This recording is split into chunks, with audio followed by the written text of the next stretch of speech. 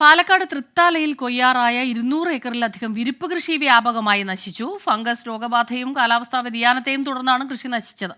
Insurance പരിരക്ഷ ലഭിക്കാൻ സാധ്യതയില്ലാത്തതിനാൽ കർഷകർ ആശങ്കയിലാണ്. പരമ്പരാഗത കർഷക തൊഴിലാളിയായ പാറക്കുട്ടിയമ്മ ആലൂരിലെ യൂണിയൻ ബാങ്കിൽ നിന്ന് 1 ലക്ഷം രൂപ വായ്പയെടുത്താണ് പാട്ടത്തിനെടുത്ത 2.5 ഏക്കറിൽ കൃഷി ഇറക്കിയത്. കൊയ്യാറായ നെല്ല് മുഴുവൻ ഫംഗസ് രോഗബാധ മൂലം നശിച്ചു. സർക്കാരിന്റെ ഭാഗത്തു നിന്ന് എന്തെങ്കിലും സഹായം നൽകിയില്ലെങ്കിൽ വിഷം കുടിച്ച് മരിക്കേണ്ട സ്ഥിതിയാണെന്ന് പാറക്കുട്ടി അമ്മ പറയുന്നു.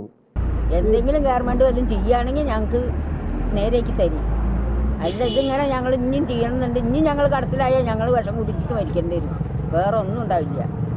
അതാണ് ആൾക്കാർ വിഷം കുടിച്ച് മരിക്കുന്ന വിശ്വാസം പറ്റി. തൃത്താല മങ്ങാരം പാടശേഖരത്തിലെ 200 ഏക്കറിലധികം വിരിപ്പ് കൃഷിയാണ് വ്യാപകമായി നശിച്ചത്. 1 ഏക്കറിൽ 1800 കിലോ വിള ലഭിച്ചിരുന്ന ഇവിടെ 300 കിലോ വിള പോലും ലഭിക്കാത്ത സ്ഥിതിയാണിപ്പോൾ.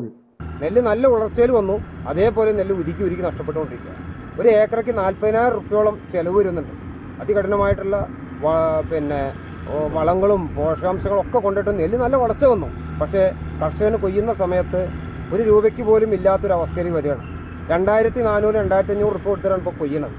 ജ്യോതി ഇനത്തിൽപ്പെട്ട നെല്ലാണ് ഭൂരിഭാഗം കർഷകരും പാട്ടത്തിനെടുത്ത് കൃഷി ചെയ്തത്.